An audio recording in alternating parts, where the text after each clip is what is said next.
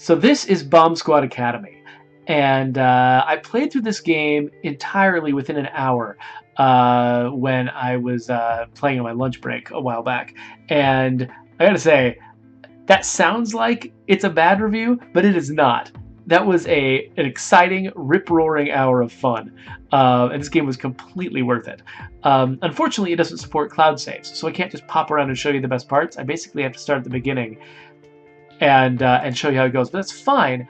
Basically, this game is all about teaching you how electronics and logic gates work, which sounds like a boring topic, except that it's with bombs, so it's not boring. And also, they're adorable and clever in the way they talk to you. So, welcome to the Academy. Let's jump right in. So you got an electric current that flows through here, and it ends at this switch, unless you turn it on. So let's try it. Boom! There we go! The electric current goes to the buzzer. Great, we've learned a lesson.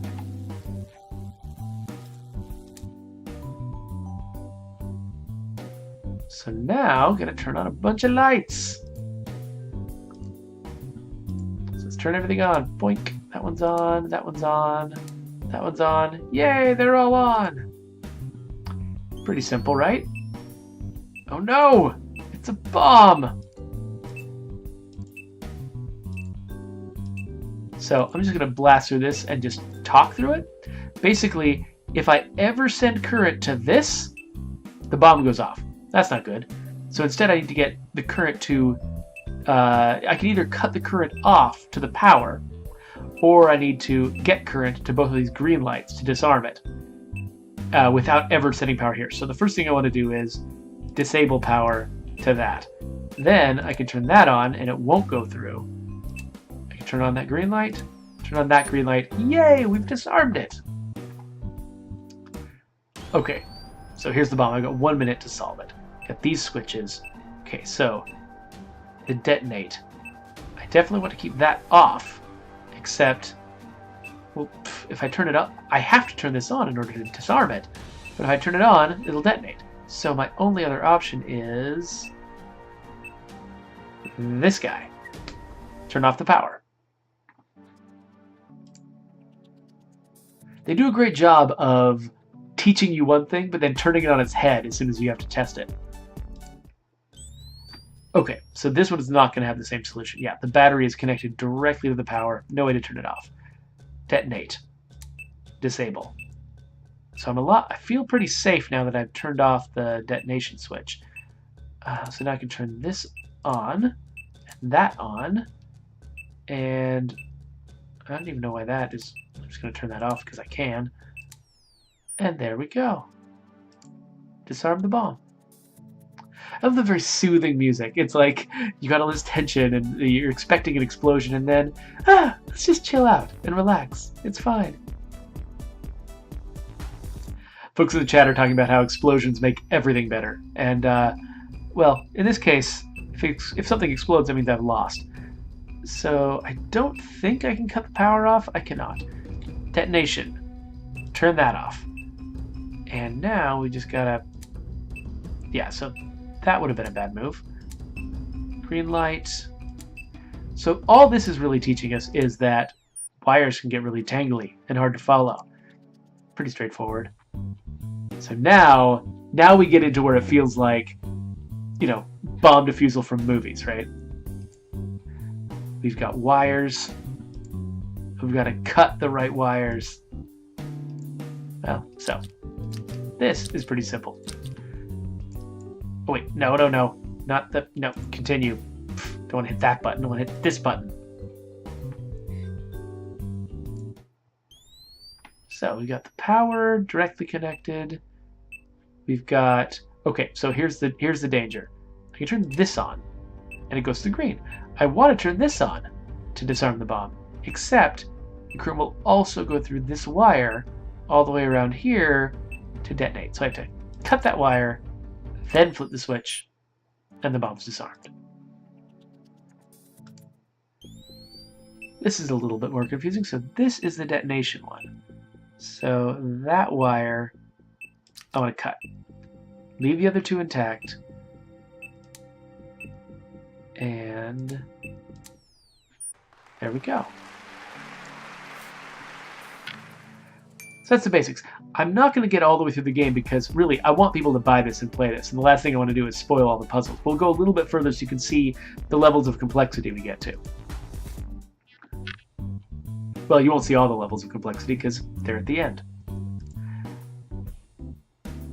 Okay, so this is an AND gate. So basically, I need to get power to both inputs from this thing so the output will go. So, pretty straightforward.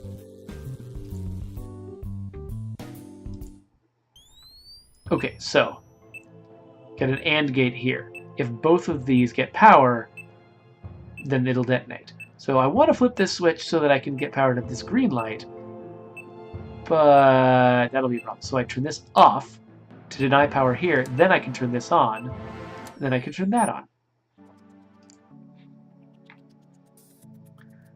Lots of switches. Yeah, let's just flip all the switches. Okay, so not this one. That will detonate it. But pretty much all the others, I'm assuming. There we go. I really want to kind of blast through this to show you some of the crazy complex stuff that happens later on. I'm just sort of caught in this like dilemma though, because the last thing I want to do is spoil something and prevent someone from wanting to play the game. So so turn that off. That will protect us from detonating it. Then I can turn this on, that on to disarm.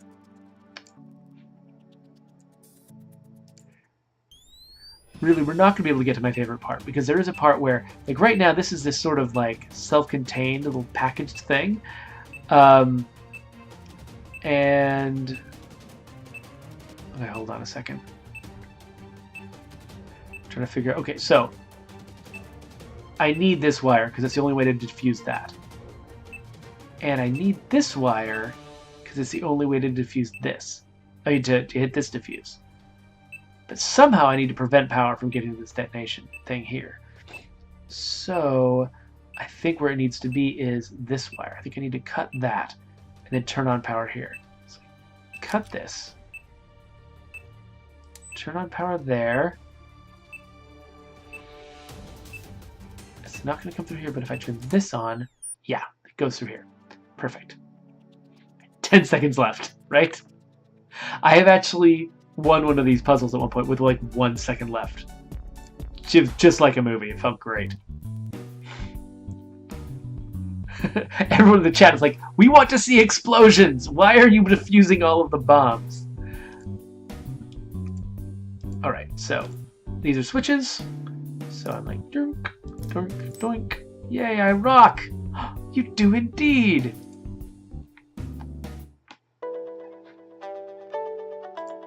Okay, so we're trying to get out there.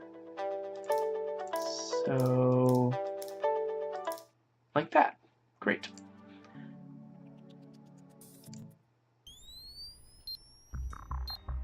Alright, so we don't want to hit this. We definitely don't want to turn that. So maybe we send this power away. Or, oh, wait, no. Turn that way. That's right.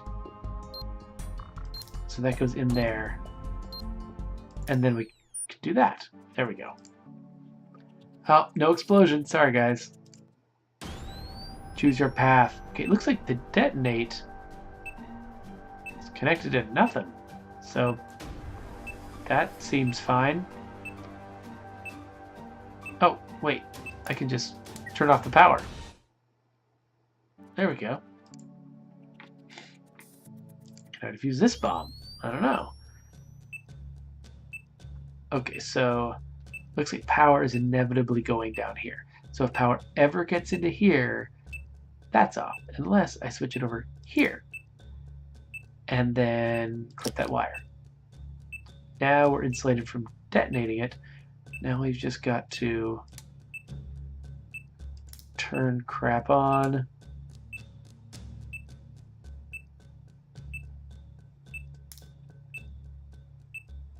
So it goes through here, and then that one can go over there, turn that on. There we go. All right. This one's particularly tricky. Holy crap. Okay, so detonate goes over here.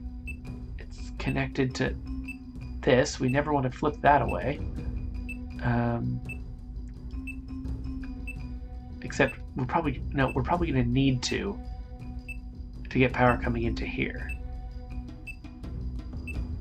Yeah, we're going to need to use this wire, which means that this one is going to need to somehow be prevented from ever triggering the detonation. So that's got to be there. So far, anyway. So power can never come up through here? Is that how that has to be? Okay, so if we send... Let's just see if we can do this. Okay, so we can get that one turned on. We need to somehow get power... We send it this way. Power on that side. And then... we go like that. And like that. Okay, we got two of them turned on. And now we just need to... Oh, man, running out of time here. So... So we could divert that this way, but now we've lost this one. So it has to have power coming through both of these. There's no other way to do this. So I've only got two sources of power. So it splits here, and it's got to split here. Maybe? No, wait, where else does it split? It splits here. Oh! You guys got your explosion. We'll try it again. Alright, so, like I said, we need to split the current. We need to get enough splits going. It works. So, okay, I was really close to the answer when it exploded, so... Basically, where was I? I've just lost the whole thing now. So I get A turned on pretty simply that way. But we need to get B turned on. So flip it there. It splits, so we can get A, and I guess it's, yeah. And we're halfway to B. And then this is the other split I wanted to worry about. So we can get power going to C on this route. Yeah, as long as it's not coming in both ways over here, we can... There we go! Got it. And that's that section. So, like I said, I don't want to go too far, because discovering the solutions to these puzzles is so much part of the fun. Basically, the thing that's amazing about this game is that you watch all these movies, right? You watch it like with Nick, a bomb squad guy comes in, he's got to defuse the bomb, you cut the blue wire, and you're like, it feels so arbitrary, right? Because there's no way to, over the course of a movie, explain, or even in a novel, explain exactly why you have to cut the blue wire, not the red wire. You're told that that's what you have to do, but it feels like a roll of the dice. Like, maybe they're right, maybe they're wrong. I don't know. This game, around here, it gives you a pulse generator there. So right here, it actually splits the timer open. So instead of it being the timer with the little, the red light and the green lights and the yellow light representing the different parts of the detonator, it splits them all out and actually like shows you how timers work, and it shows you individually how these different parts of the bomb work, and then it introduces wires and different kinds of logic gates. And there was one point I got to in this game where I suddenly was like, oh, I know why I need to cut the blue wire and not the red wire in order to disable this bomb.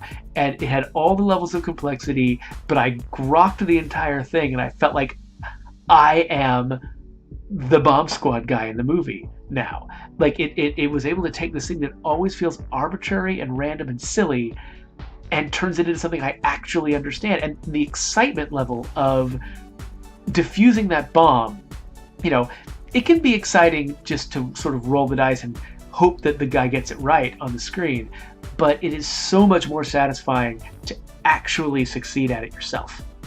Let's do a couple more of these, but then I'll leave the rest to you guys if you want to pick up this game and play it yourselves. So this is an OR gate. So this is where the logic starts getting interesting, because you're going to have a combination of AND gates and OR gates. So that works, and that works. Great. Eventually they have XOR gates where, if you put power into both inputs, nothing comes out, and into 0 inputs, nothing comes out. But if either one of them goes in by itself, then it goes off, and they love to hook the detonator up to that. So defuse the bomb.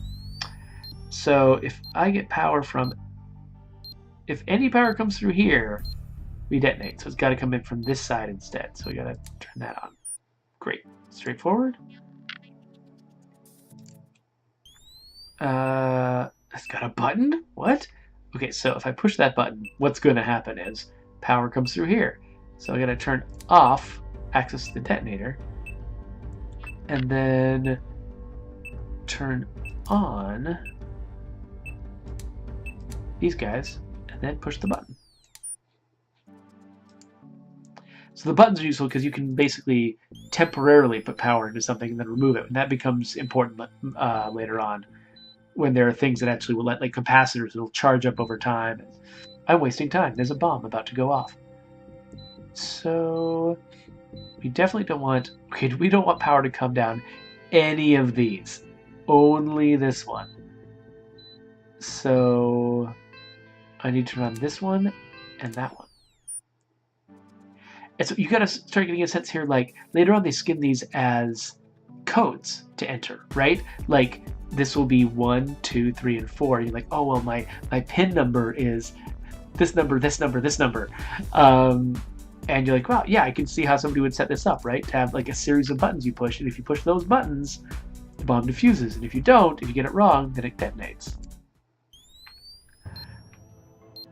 So, right, this is an AND gate, so I want that to be going nowhere, and then that lets me send that over here and turn that on. There we go. This bomb's a bit of a thinker. Alright, so power, can't do anything about that. Power comes through any of this crap on the detonator, so let's reroute that over there.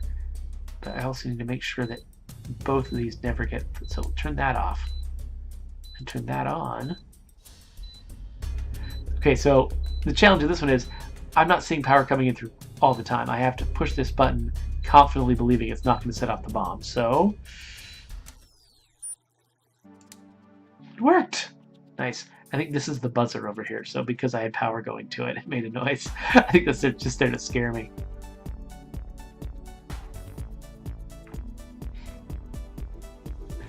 So Taylor he saw the buzzer and was like, is that going to sound like the old buzzers from my electronics class? He's like, yes, it is. It actually, yeah, it reminds me of the, we got a little electronics kit for one of my daughters for her birthday one time. And they've got a buzzer that sounds just like that too. So detonate. If I send power down here or down here, that'll go. I think I can cut this, probably. I don't see it going anywhere else important. Let's just cut it, and we'll maybe regret that decision. So I can turn that on. Great. Don't need to turn that on, right? Except, oh, maybe I do. Well, I can, because it's not going to go through and set that off. I turn this one on. That'll also go into the AND. So it comes down to this one. Glad I didn't cut that. So power's going straight through here. Seems good. I just need to send it through here. If I turn this switch on, it'll set off the detonator. So I need to hit this one on instead. There we go. So Taylor, if you took an electronics class, this is all probably, I imagine, second nature to you. Now, it's not, I know it's not 100% accurate because for one thing, they're treating electricity like it flows in one direction. I assume all of these wires have got to somehow be like a, I don't remember any of the terms now from science class, but you know, each of them has to be a circuit in and of itself, right? These aren't just unidirectional wires. That's not how it works. I mean, you know, batteries have two sides, for instance. But let's Okay, so I want this to be pointing whatever direction is... Okay, well, it can't be pointed that direction. As soon as I push that button, it's going to get hit. So now we can't have it coming in either of these. So if we turn that off and then point the power that way, that'll be blocked. And then if no power is coming through here, it won't go through there. And so then we need it to go through here and through here in order to hit the green. So, nice. All right. Final bomb in the section, and it's complicated. Okay, so we want no power coming through any of this crap. So like, oh, like if I flip the switch right now, that'll be a problem. I think there's no reason why we want this to have any power going to it, right?